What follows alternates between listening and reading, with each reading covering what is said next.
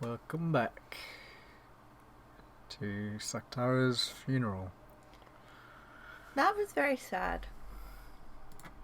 Now I need to know what happens. Is that why we don't see Sakataro? Will we see Sakataro? Who knows? Who knows? Well, you know because you read it. The World of 12 Years Later, October 1998. I had planned on taking a nap, but the boat really was shaking bad. Wait, who's on a boat? Is this Anji?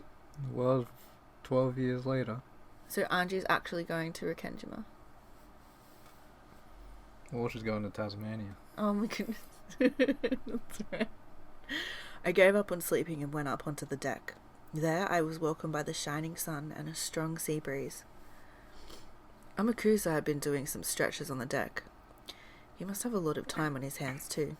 After all, it'll be several more hours before he reached Nijima. It would only have taken a couple dozen minutes by airplane, but there was the chance that it was Nijima Airport. Let me start again. It would only have taken a couple dozen minutes by airplane, but there was the chance that the Nijima Airport was under the Sumidera family's web. The harbour would probably be the same. For that reason, I obtained a boat that would let me land while avoiding the harbour, no questions asked. I bumped into a cheery boat captain, plied him generously, and he had decided to help me out, amused. Still gonna be a while? I just asked the captain. It sounds like it'll take a full 2 hours or more. Well, beggars can't be choosers. The weather sure is nice. It feels like I'll burn. Going to read on the deck? You'll damage your book. Amakusa apparently thought this because I was clutching Mario Ne-chan's diary onto my arm. I'd been reading it half asleep, which was why I'd come back up still clutching it. How's it going? Think you'll be able to find the truth of Rikkenjima from Maria-san's diary? Who knows? No matter how much I investigate what happened on that island, it won't make for anything more than a theory. There's no truth written in the message bottle or on Ne-chan's diary, just a fairy tale with a witch walking around. I'm stuck. Looks like you've got nothing to look forward to except questioning those involved on Nijima. I imagine the witch hunters have showered them with questions over and over, so I'm pretty sure I won't find any new facts. So even though your hopes are at that low, you're willing to spend half a day, or a half-day trip on a boat to go to Nijima. Anyway, talk about fickle. It was like a journey of self-satisfaction, so that I can say I investigated. I'm not so naive as to seriously think that the truth of 12 years ago will be revealed. And when you're done with your self-satisfaction trip, what'll you do next? Who knows? I haven't thought about it. I'll go to Nijima, ask some people who were involved. Then, after going to Rikkenjima in the end and leaving some flowers, my journey will be over. Several days had already passed since this journey began. After being told by Berncastle on the roof of that building to search for the truth of 12 years ago, I'd left on a journey like trying to grasp a cloud. At the time, I felt as though I'd experienced something mystical, and had the feeling that I might be able to grasp some kind of miracle at the end of this journey. But after several days passed, my excitement died down. On that day, when I stood on the roof of that skyscraper, my heart was completely cornered and dead. So I'd wanted from the bottom of my heart to be released from the cage of my body and rise into the sky, and had crossed the fence in order to die. Maybe experiencing the desire to die and actually stepping forwards, throwing my body down, caused some kind of mystical experience inside my head, making me think I had received a message from a witch. The excitement from my jump lessened over time, and the more I came back to my senses, the more this journey lost its meaning. But I didn't even consider suspending this journey just because of that. If I stop this journey, it'll mean I acknowledging that the message from that witch was an illusion, and I felt as though that meant throwing away the promise the witch made, and any chance that someone from my family might come back. So, because it was hard to believe that those events were an illusion, I've continued on my journey. I don't seriously believe that this journey will change anything. It's even up to me when to end this journey. It's up to me to choose where the final destination is. In the end, this journey is only for my self-satisfaction. Self-satisfaction, huh? It sounded bad, well, it sounds bad when you say it, but I think that's actually what life is all about. Oh? If that's the answer you've reached after hovering over the line between life and death in the mercenary business, that's probably pretty deep. Don't take it so lightly.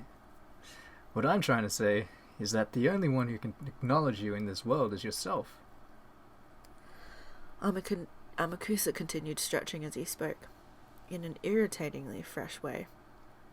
Hearing it told to me as though from a teacher made me instinctively want to resist, but what he was saying was extremely sensible. That may be true. People work hard when they want to be acknowledged by someone. In most cases, that someone is their parents. Children learn how to work hard because they want to be praised by their parents. Although that's why I never learned. Sorry, that's not how I meant it. What I'm trying to say is that there's nothing wrong with self-satisfaction. No matter who praises you, it's meaningless unless you can accept it. Turning it around, even if no one praises you, that doesn't matter as long as you can accept it.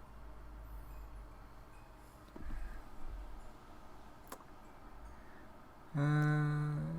Self-satisfaction tends to contradict a desire to improve oneself. So we're usually taught that it's bad. Somehow your argument seems like a pretty fresh take on it, Amakusa. The anguish of the human world comes when you want someone to acknowledge you, but you don't know what it is you should be striving for. I had a time like that too. I wanted to be acknowledged by someone, but I didn't know what I wanted them to acknowledge me about. And since I didn't know what to strive for or how far I should go to be acknowledged, I did a lot of crazy things. And the answer you reached was self-satisfaction? It sounds bad, but that's how it is. Rich is the one who is content with what they are, they say. If I'm satisfied with my life, it doesn't matter what other people say. It's the same for your life and this journey. No one has any right to criticize you other than yourself, aren't you, son? You're the only one who determines the meaning and results of your journey. If it's been a meaningful journey for you, then that's more than enough. I always did take you for a flippant ladies' man, but you really do say weird things every once in a while. I'll bet you think saying stuff like that will make you popular. Of course not, of course not. That's not how I meant it at all. Looks like you want to be alone. I'll head over to see the boat captain. Please take it easy. Amakusa apparently decided I was in a bad mood, although I didn't feel that way myself. Or he might have finished a set of stretches and wanted to cool off in the shade. The sea winds were strong, but not enough to cool the rays of the sun. Amakusa disappeared. Only I remained. Self-satisfaction is life itself, huh? That's just boring. Life is nothing without greed. I noticed that Mammon had suddenly appeared, her abundant hair fluttering over by the prow of the ship. It's true that a life of greed would be fun, but unlike you, humans have a limited lifespan. If greed is eternal, that means a person will have desires even in the last moment before they die. Having desires means there's something that you want, something you don't have, some way you aren't complete. I'm sure it's tough to die when you can't think of your life as being a full one. So I'm sure self-satisfaction is necessary. I see. Because of the existence of a lifespan, you have to compromise like that? All of my masters had a very long lifespan, so I've never thought of it. I wonder if humans live for the purpose of becoming satisfied. If so, it's probably easiest to live without desires. I see. So that's why greed is one of the 7 deadly sins. Your praise honors me. Apparently that counted as a compliment in Mammon's eyes. She turned and gave a graceful bow. Angie-sama, do humans live so that they can find satisfaction at the moment of their deaths? Wouldn't it be pretty tough if you felt... Wouldn't it be pretty tough if you felt you were lacking something when you died? If so, Who is this? Probably Mammon. If so, then humans live only so that they can meet a satisfying death. They live so that they can have a better death. They live so that they can die. This kid's saying something pretty incredible. I see, as I'd expect from a demon stake. However, it might be the truth. Humans suffer because they aren't satisfied and live only to find satisfaction. In other words, that might be the same as a desire to die satisfied. I can't counter that. People live in order to be satisfied, and they hope to die that way. So it's really painful when you don't know how to find that satisfaction. Just how can you find something like that in a human's life? By being acknowledged. By hearing someone say, you were happy. If it doesn't matter who acknowledges them, then I'll do it. Yeah, that's the problem. People don't know who needs to acknowledge them. So searching for this person who can acknowledge them in this is the journey of their life. It sounds strange. Whether you're acknowledged or not, it supposedly doesn't change your circumstances. And yet, if you are acknowledged, you will be satisfied. Well, if you aren't, then you won't. It's almost like the bluebird. Because you can't notice the bluebird even though it's already in the cage, you have to go out on a journey searching everywhere. What the heck? Human lives are sure stupid. That's right. Amakusa said something really good. Rich is the one who is content with what they are. Was it? I don't know where that proverb came from, but it's deep. Basically, if you can't find enough satisfaction unless someone else acknowledges you, that's the same as not acknowledging yourself. The ultimate in self-fulfillment is acknowledging yourself. That's right. Because if you can know that you're fully satisfied, there's no need to be acknowledged by anyone. Just by taking notice of the small things, the human's foolish journey of life can be ended easily. You can spend the rest of your life playing and having a good time. A human's life is so ridiculous. Memmon's choice of words was bad, but it was surely the truth. If most of a human's life is a journey with the hopes that someone will acknowledge them so that they can achieve a satisfied death, then when they realize that the person doing the acknowledging isn't someone else, but they themselves, the pointless journey can end. Humans who have ended that journey can probably spend the rest of their lives as they wish, with their heads held high. How noble, how praiseworthy would that be? You know, it seems Amakusa's on pretty bad terms with his parents. That makes sense. Any decent parents would want him to get the hell out of the trade he's in. Does that really matter, though, as long as it's fun for the person in question? Exactly. That's what it comes down to in the end. Criticism formed by the observations of other people doesn't matter. If your existence is firmly acknowledged by you yourself, that's enough. If you can live with confidence in yourself, you'll surely be able to accept and be satisfied with any kind of lifestyle. I'm sure Amakusa will eventually eat a stray bullet on the battlefield and get seriously injured. He might even die, but I don't think he'd view that as something unfair. I'm sure he'd cackle about how that's also part of life. What a great way to live! I could fall for that guy.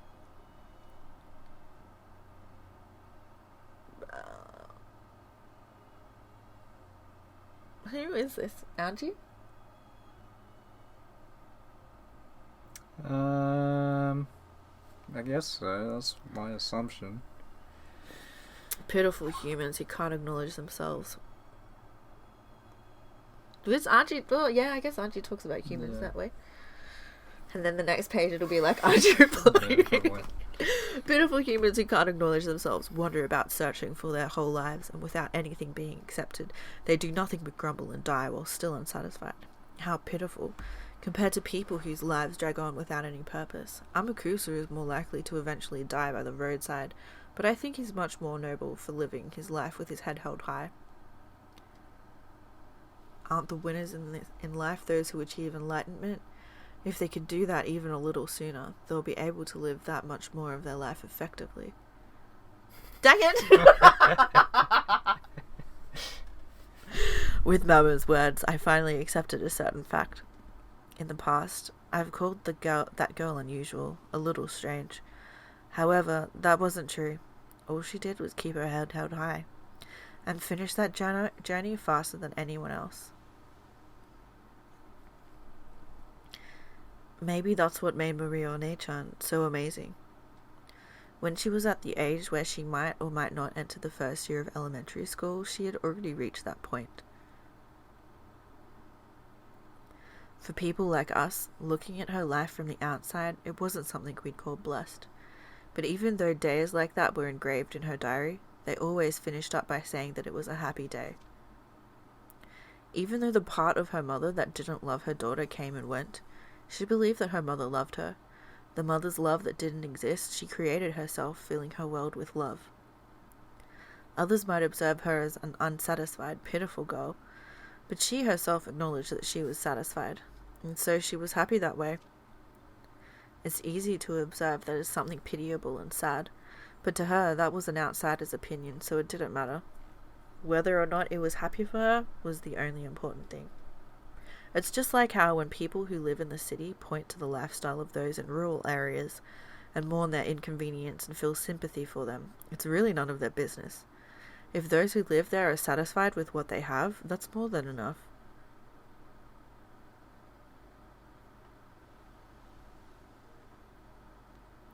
I finally noticed something. I just noticed it now. I did something horrible to Maria One-chan, and to you all and Sakutaro as well on that day. Whether magic exists or not, that's not up to other people to decide. It's up to you yourself. Whether magic exists to Maria One-chan is a problem for Maria One-chan to decide, not me. And yet, when I was young, on that day, I said it. By saying there was no way magic exists, I hurt her. The fact that magic doesn't exist in my eyes matters in my world, but denying it even in One-chan's world for that reason was totally misguided. Mariage Sorcière is the Witches' Alliance Maria One-chan created. I was invited into it and told to become a witch with them. Thinking it a new, interesting game, I went along with that for a while, but because of the cruelty of youth, I got tired of it halfway through, and I tore her pure heart apart with sharp words. At that time, we must have gotten into a huge fight. I forgot about it right away, but she couldn't forget about it. After all, to her, magic was a natural power that really existed, and she believed that she'd be able to share it with me. To Maria One-chan, magic is a power that can interpret the world as blessed, no, which can truly make everything blessed. She just wanted to share that with me too. The young me tore that feeling apart, so she closed herself up in a shell, assuming that she wouldn't be able to share her magic with anyone. If that's true, then Lady Maria's journey through life wasn't over after all. If she'd been able to accept herself, then there'd be no need to collapse just because you denied her, Anji-sama. One-chan was young. She still hadn't reached a philosophical viewpoint like Amakusa. I don't know, She's pretty deep. Yeah, now I understand. That's why the Witches' Alliance called Mariage Sorcière was necessary. An alliance where each acknowledges that the other is a witch. That's right, I'm pretty sure that was the first article in the agreement of Mariage Sorcière. Witches of the alliance would acknowledge each other and respect each other. That's the deepest and only meaning of the Witches' Alliance. Maria One-chan wanted to share with me the secret laws to make the world happy, called magic. But I was young, and she was too. I hurt her with innocent cruelty. On that day I said cruel things. To you all, and Sakutaro, I said there was no way you exist. How rude. We acknowledge that we exist ourselves. We're not like humans, with the souls half asleep. I think, therefore I am. Whether you acknowledge or deny magic, the existence of the magic called the Seven Stakes of Purgatory is a fact. As long as we acknowledge it ourselves, to borrow your words, it truly would be violence for another person like me to deny it. I'm sure that it'd be like having your true mother yell, "I wish you had never been born." No, disappear. Even after being slammed by all those words, Maria One-chan's magic made her believe in her mother's love. Sakutaro, her magic friend, always encouraged her. He kept saying that her mother loved her, that she was coming home late because of her work, and that she would definitely bring back a present. Even after Maria learned that her mother's work wasn't really the cause, magic allowed her to continue believing. And by believing that her mother loved her, by acknowledging herself, she filled her world with love and peace and serenity, establishing it completely. What happened 12 years ago? What happened to my family?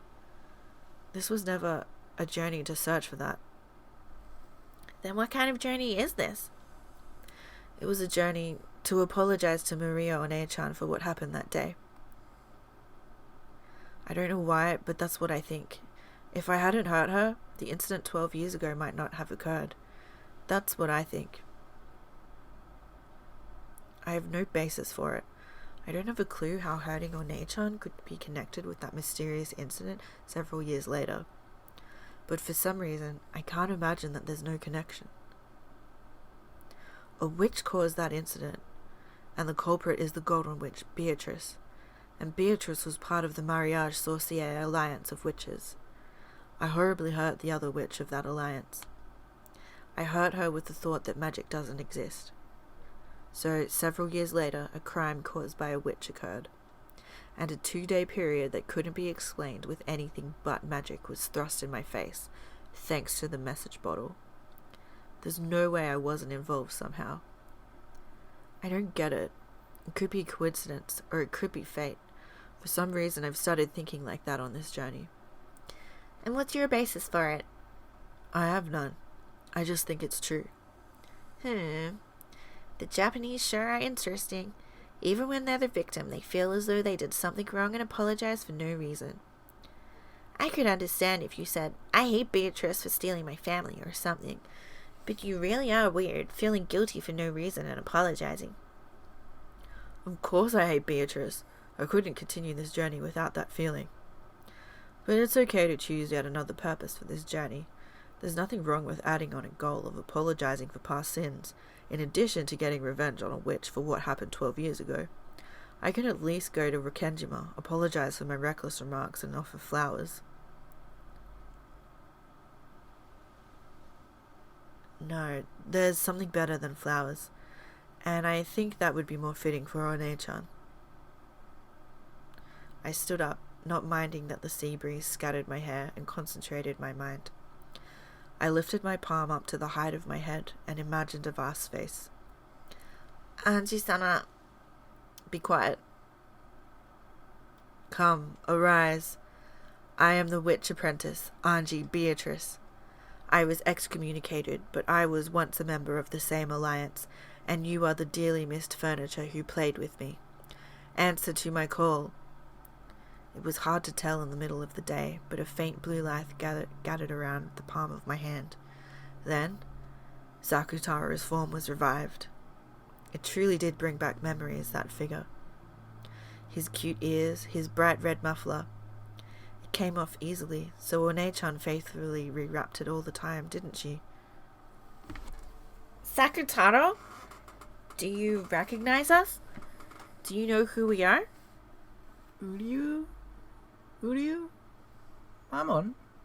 Anji? With a sleepy face as though waking up from a long slumber, Sakutaro looked all around him as he spoke. It's been a long time, Sakutaro. I'm pretty sure this is the first time I've summoned you with my own power, and now I'm the only one who can summon you. Uryu? Those words might have been a bit cruel. Sakutaro's face clouded over. In the past, I denied you. Now that I've summoned you, it means I've accepted your existence. Are you sure? Is it really alright for me to be summoned into Anji's world? His eyes were a bit frightened. It was only natural. I, who had played with him like a friend before, had suddenly denied him and tried to burn him with the magic-resisting toxin. It was only natural that he was scared. I apologize for that day. To you too, Mamon, and to the rest of you. At some point, the rest of the 7 sisters had gathered on the deck. No, they were always there, always by my side. As long as I acknowledge that it's okay for them to be there, they'll always appear. You certainly do exist, Lucifer, and Leviathan, and Satan, and Belphegor, and Mammon, and Beelzebub, and Asmodeus, and Sakutaro too. Are you sure? You're one challenging Beatrice Summer.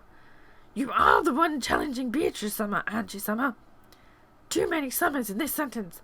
Is it okay for one of us in a position of denying witches to acknowledge us? As to whether magic exists or not in my world, sorry, but let me put that on hold. It's not like I myself acknowledge the existence of magic. But then, does that contradict the fact that you're acknowledging us? It's because magic exists for people who believe. Even if I don't, if someone believes, then magic will exist in the human world. That fact won't change in the slightest whether I believe in magic or not. No, it mustn't change. That person just had to hold their head up high and believe in their own magic. I acknowledge that, so it wouldn't be strange at all for all of you to exist. Quite a play on words, but it's an interesting interpretation. What you're saying, Anji-sama, is probably a devil's proof. A devil's proof? Right. To prove the existence of demons, you just need to find one. But it's impossible to deny the existence of demons. And we're here. That means that whether Anji-sama believes in magic or not, our existence is unshakable. Uryu, the magic-resisting toxin is disappearing from Anji. You're right. Even though you're in a position of denying magic, why? That's probably because I learned what it means to respect and acknowledge. Right now, I might be able to understand the depths of Maria One-chan's and Beatrice's magic. In the past, I didn't believe in things like magic. Thinking something like that couldn't exist, I acted like I was closing my eyes tightly and couldn't see anything. But now I'm different. I get the feeling I can look right at the thing called magic and close in on its true nature. How frustrating. It's truly rare to find a human so free of the magic-resisting toxin in this day and age. And she has such uncommon genius for being a witch. I can't breathe when I do that. That's right. If Anji-sama tried to become a witch right now, she could grow to be a great witch, maybe even at Beatrice Summer's level. Even so, she has acknowledged our existence and is our master. Most likely, Anji-sama will be our final master. Let us think of this as our final service, and apply ourselves to the fullest. But I just can't stand that Anji-sama still doesn't believe in magic herself. Anji-sama, please believe in magic too. It feels like a waste to finally have a master and it not be a witch. Even though you have outstanding talent that could make you one of the greatest of witches, your goal is to attack witches. It's so frustrating. Well, even so, that's your life, the way you live, and in the world where you've decided that there's nothing we can do to complain. Thanks for understanding me. Yeah, whether magic exists to me or not, that's up to me to decide, regardless of whether magic actually does exist somewhere in the world or not. When I think about it, this world is so vast and yet so small. Billions of people live on the earth. But I probably won't meet even 1% of those people. Even so, I will speak of a world. My world, which doesn't know even 1% of the world. I'm not qualified to deny the laws of a world I don't know. So just because magic doesn't exist in my world, I can't deny that magic exists in a world I don't know. That makes it a true devil's proof. No, maybe it's more like, when in Rome, do as the Romans do. I can be confident in the world I know. So even if that's denied by a complete stranger who doesn't know a thing about my world, that's nothing to worry about. And in the same way, I've got no right to deny a world I don't know, just because I don't know about it. Therefore, regardless of whether there's magic in my world or not, I can't deny the magic Maria One-chan taught me. Uryu, after all, even if you've never seen it, magic exists. Yes.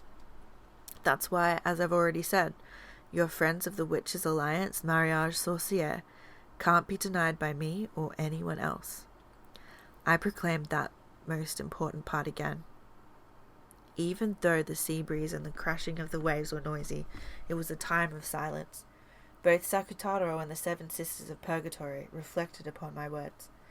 And probably I did too. Does magic exist? Do witches exist? While ignoring what the answer would be for my own world, I acknowledged their existence. That contradiction was what I'd proclaimed so boldly. Thank you, Angie. If you'll acknowledge that much, can't you acknowledge witches too? No, that was a foolish question. You already have a clear answer to it. Sorry, though I do acknowledge that witches might exist somewhere in this world, but that doesn't shake my world. You won't acknowledge witches or magic. You'll definitely expose the truth of Rikengima, right? Yes, that's my world. Even if a real witch exists, I won't acknowledge it in my world, no matter how much that witch tries to convince me. Your position is to attack witches, Anji-sama. And I understand well that you haven't the slightest wavering in that feeling. We are your furniture, the Seven Sisters of Purgatory. We will always be by your side. We'll always be waiting for the day that we can be useful. Although, since you don't believe in magic, we can never be anything more than people to talk to. That's enough for now. We've been left room to exist. For that alone, we should thank and acknowledge Anji-sama. In short, all of us. And roll together again. Uryu! Kya, Sakutaro, let me squeeze you. When Sakutaro was overcome with emotion and tears came to his eyes, the Seven Sisters closed in and mobbed him. They were also celebrating a long-missed reunion. If their existence is permitted, they're definitely capable of existing here. No, even if I don't permit it, they can exist. Because I acknowledged them, they showed their reunions joy to me as well. As I watched over that scene, I reflected over what this journey of mine meant.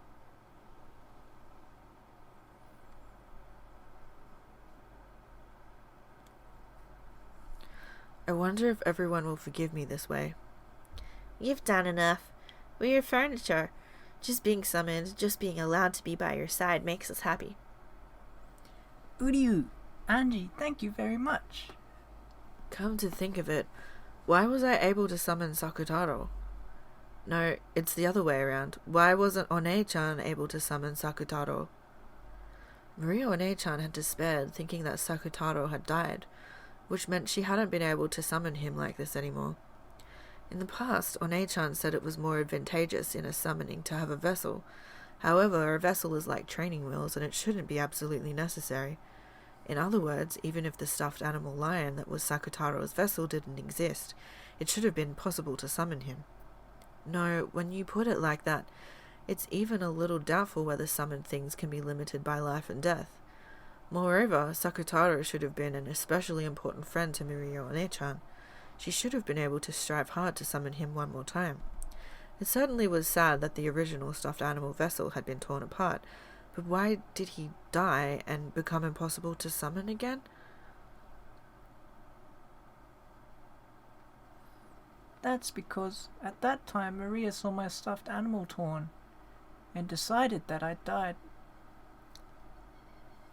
It's the same as the existence of magic. If Sakutaro has died in Lady Maria's world, then he can't exist in her world. Uryu.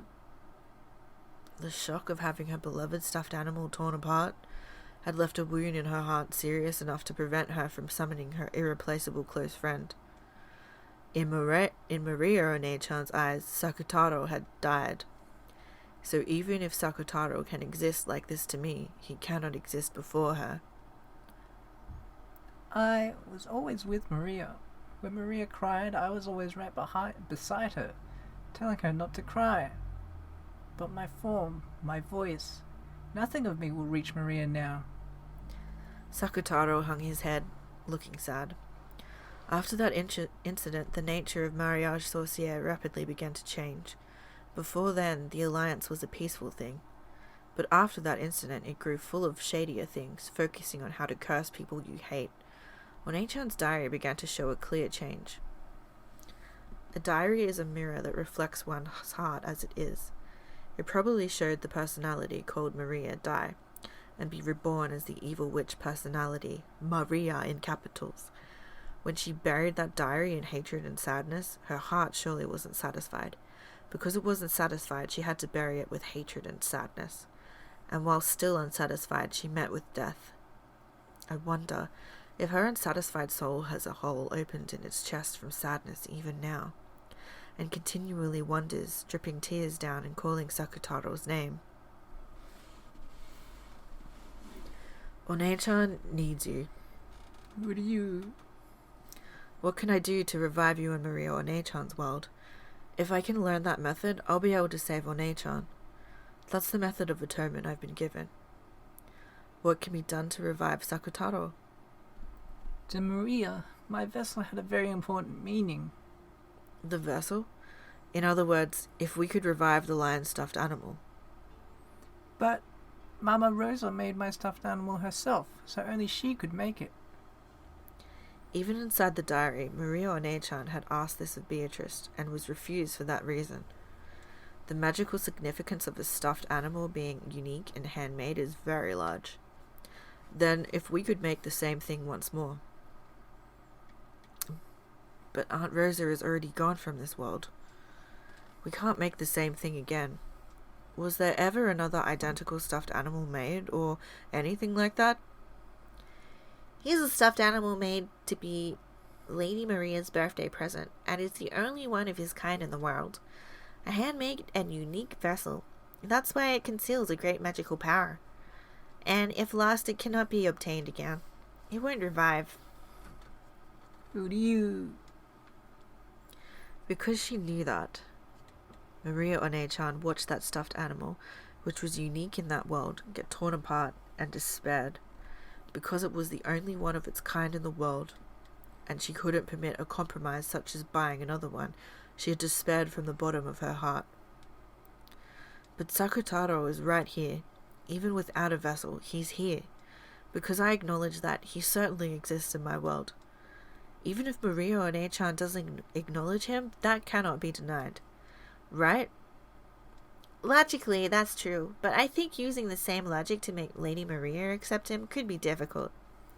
Maria, I'm not dead. I'm right here. Who do you... I'm sure that on Rikkenjima, I'll be able to be reunited with Maria One-chan, and no matter what, I'll revive the you that's inside One-chan and let you be reunited. Can you do it? It'll probably be hard. Just like how, after being invited into the Witches' Alliance, I rejected it without understanding what it meant. She might also reject your existence. But I've got to do it. That's the only way I can atone for my sins. Auntie-sama.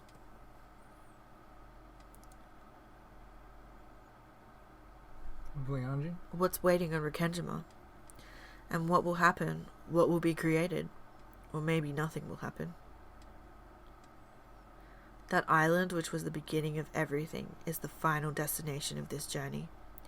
You all are the furniture of a witch, so as your master, I have to take you home to the Witch's Island, to Rikkenjima.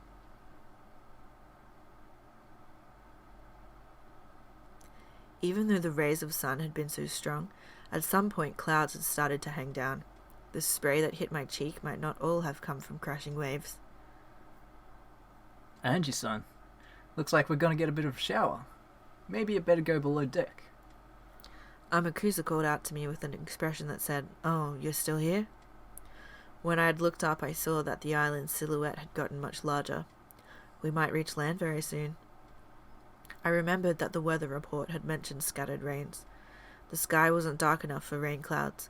It'll probably be just for a short time, even though the rain was light enough not to be in pain, Having rain start to fall as we approached the island felt like some kind of fate.